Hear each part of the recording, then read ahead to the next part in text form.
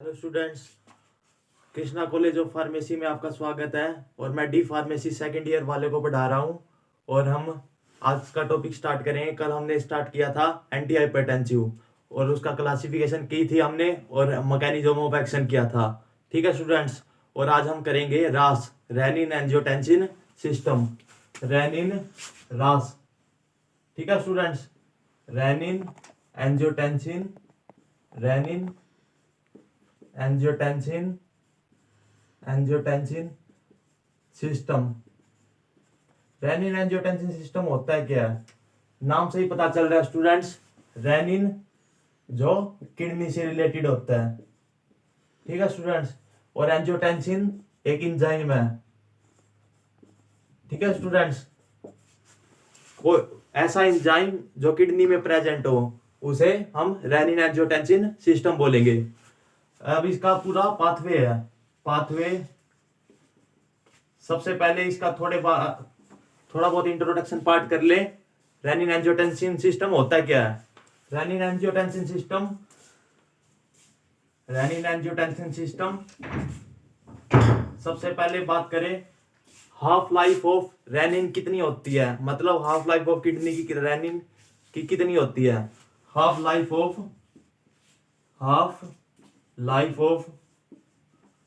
Rennin is 15 minute only. सिर्फ 15 minute होती है। ठीक है students, half life of renin is 15 minute only. And angiotensin second जो इंजाइम होता है, टोटल 4 इंजाइम होते हैं। Angiotensin first, second, third, fourth. जो एंजियोटेंसिन सेकंड इंजाइम होता है उसकी हाफ लाइफ होती है 1 मिनट ओनली। 1 minute only. ठीक है स्टूडेंट्स, उसके बाद इसके 2 टाइप्स होते हैं।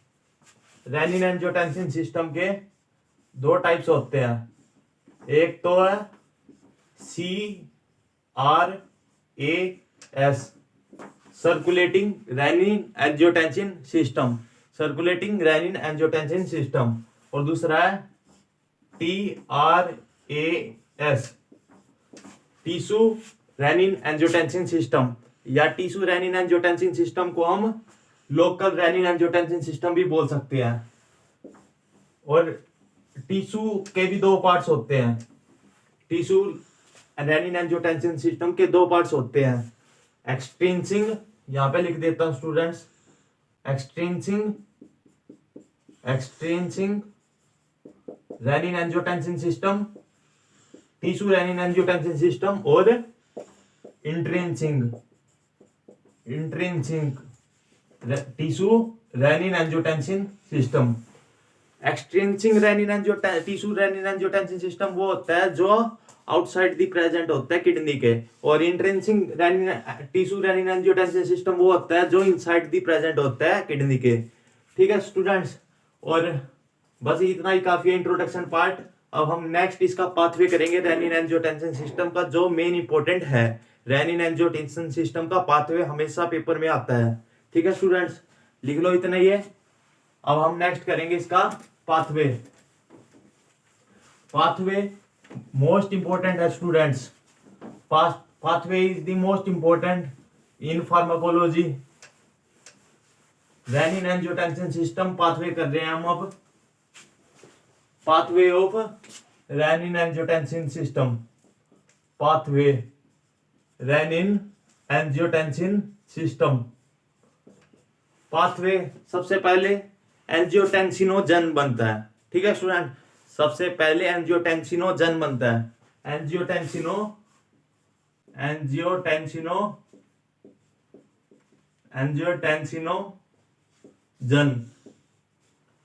और ये कहां पे प्रेजेंट होता है? जो अल्फा सेल्स होती है, जो अल्फा सेल्स होती है उसमें 3 अल्फा सेल्स होती है, अल्फा 1, अल्फा 2, अल्फा 3। वो अल्फा 2 में प्रेजेंट होता है एंजियोटेंसिन 2। लिख देता हूं ब्रैकेट में students, plasma alpha two globulin globulin जो ग्लोब्यूल सेल होती है उसमें प्रेजेंट होता है अल्फा टू सेल्स में। ठीक है स्टूडेंट्स, एंजियोटेंसिनोजन एंजियोटेंसिन 1 बनाएगा। एंजियोटेंसिन 1 किसके हेल्प से एंजियोटेंसिन 1 बनाएगा? जक्स्टाग्लोमेरुलर सेल से, with the help of JG cell, juxtaglomerular cell. उसके बाद एंजियोटेंसिन 1 से एंजियोटेंसिन 2 बनेगा। एंजियोटेंसिन 1 से एंजियोटेंसिन 2 बनेगा तो एंजियोटेंसिन 2 बनेगा। एंजियोटेंसिन 1 एंजियोटेंसिन 2 बनाया है, वो किसकी हेल्प से बनेगा? Angiotensin converting enzyme inhibitor, ACE inhibitor, जो हमने कल पढ़ा था हाइपरटेंशन में। उसमें कौन कौन सी ड्रग आई थी students? Ramipril, captopril, lisinopril, enalapril. ठीक है students, angiotensin converting enzyme. Angiotensin 1 से एंजियोटेंसिन 2 बना। सबसे पहले हमने क्या किया?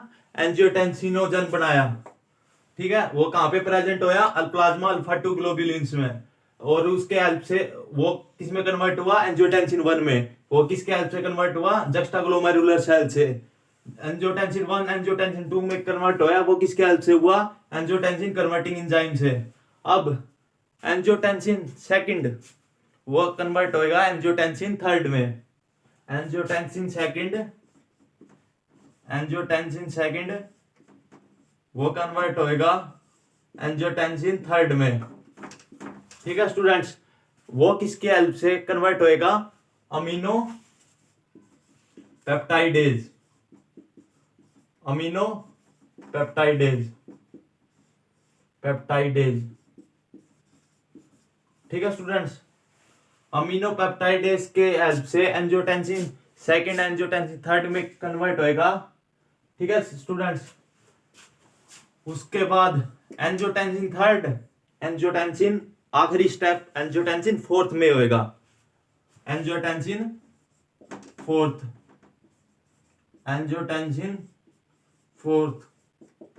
जो हमारा लास्ट स्टेप है, और वो एंजियोटेंसिन 3 एंजियोटेंसिन 4 में कैसे कन्वर्ट हुआ? किसकी हेल्प से कन्वर्ट हुआ? वो भी अमीनो पेप्टाइडेज की हेल्प से कन्वर्ट हुआ। Amino peptidase. ठीक है स्टूडेंट्स, अब दोबारा से रिवाइज कर लेते हैं। सबसे पहले हमने किया एंजियोटेंसिनोजन। ठीक है, एंजियोटेंसिनोजन कहां पे प्रेजेंट होता है? प्लाज्मा अल्फा 2 ग्लोब्यूलिन्स में। वो एंजियोटेंसिनोजन से एंजियोटेंसिन 1 बना। एंजियोटेंसिनोजन से एंजियोटेंसिन 1 बना तो किसके हेल्प से बना? जेजी सेल से। जेजी सेल का मतलब क्या है? Juxtaglomerular cell. एंजियोटेंसिन 1 से एंजियोटेंसिन 2 बना, किसकी हेल्प से? एंजियोटेंसिन कन्वर्टिंग एंजाइम की हेल्प से। एंजियोटेंसिन 2 एंजियोटेंसिन 3 में कन्वर्ट हुआ, किसकी हेल्प से? Amino peptidase. इसमें अमीनो पेप्टाइडेज का स्टूडेंट्स लिख लो, डिग्रेडेशन ऑफ अमीनो पेप्टाइडेज हुआ है जब ये एंजियोटेंसिन 2 एंजियोटेंसिन 3 में कन्वर्ट हुआ है।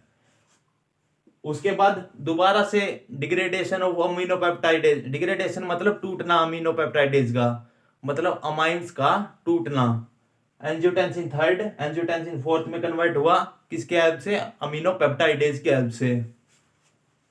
उसके बाद हमने किया, उसके बाद हम करेंगे low macula densa of sodium and chloride. ठीक है, बताऊंगा स्टूडेंट्स ये क्या कर रहे हैं। Low macula densa of low glomerular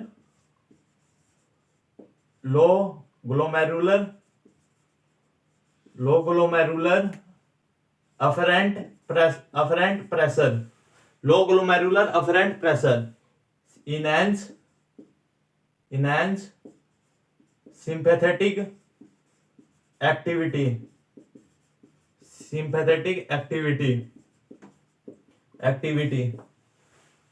ठीक है, अब low macula densa of Na positive Cl negative, जो सोडियम एंड क्लोराइड आयंस हैं उनका लॉस होना किस में जाके? होएगा एंजियोटेंसिनोजन में, ठीक है।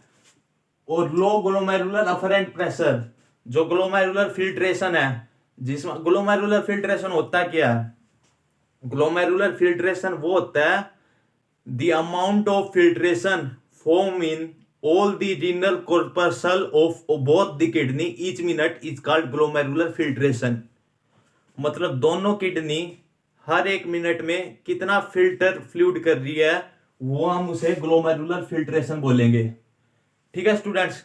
सिंपैथेटिक एक्टिविटी को, उसके बाद सिंपैथेटिक एक्टिविटी को भी इंक्रीज करेगा angiotensinogen. Angiotensinogen enhance sympathetic activity. Sympathetic activity क्या होती है? जो अपने आप, जैसे फियर ऑफ फ्लाइट, ये हमने पढ़ा होगा, फियर ऑफ डॉग, फियर, हमने कुत्ते से डर लगना, मंकी से डर लगना, वो इनहैंस सिंपैथेटिक एक्टिविटी में आएगा, ठीक है।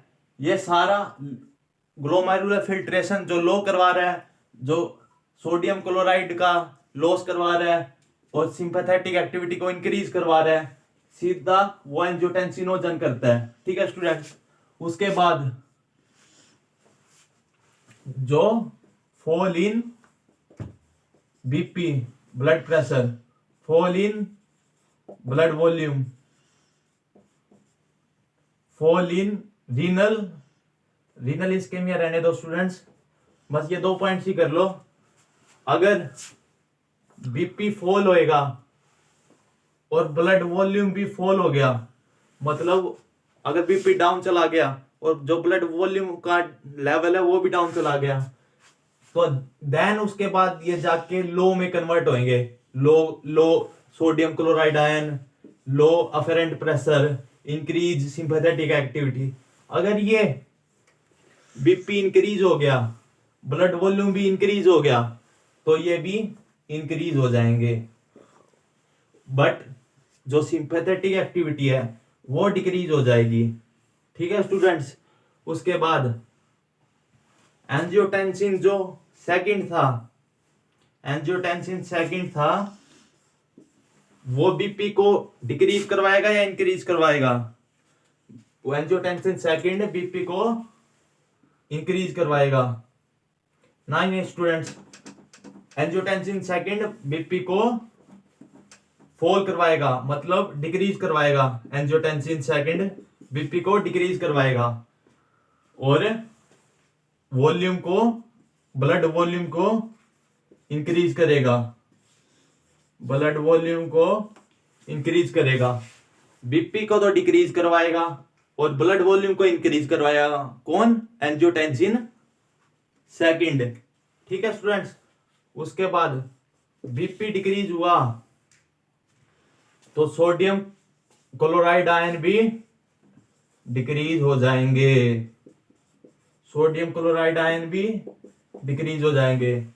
अगर सोडियम क्लोराइड आयन भी डिक्रीज हो गए तो क्या आएगा स्टूडेंट्स? वैसोकॉन्स्ट्रिक्शन हो जाएगा, वैसोकॉन्स्ट्रिक्शन, वैसोकॉन्स्ट्रिक्शन हो जाएगा। वैसोकॉन्स्ट्रिक्शन का मतलब क्या है? वैसोकॉन्स्ट्रिक्शन मतलब कॉन्ट्रैक्शन ऑफ ब्लड वेसल। जो ब्लड वेसल में आर्टरी, वेन, कैपिलरी प्रेजेंट है वो कॉन्ट्रैक्ट हो जाएगी, दब जाएगी, तो उससे बीपी भी डिक्रीज हो जाएगा, ठीक है स्टूडेंट्स। ये था आपका रेनिन एंजियोटेंसिन सिस्टम। उसके बाद बस रेनिन एंजियोटेंसिन सिस्टम बस इतना था, सबसे इजी लैंग्वेज में आपको बता दिया गया है। बस आज के लिए इतना काफी है। हम नेक्स्ट वीडियो में पढ़ेंगे एंजाइना पेक्टोरिस। एंजाइना पेक्टोरिस में पढ़ेंगे हम चेस्ट पेन के बारे में, चेस्ट पेन पे हार्ट अटैक कैसे होते हैं, उसकी क्लासिफिकेशन पढ़ेंगे, उसका मैकेनिज्म पढ़ेंगे, ठीक है स्टूडेंट्स। आज के लिए काफी है। Thank you so much, thank you.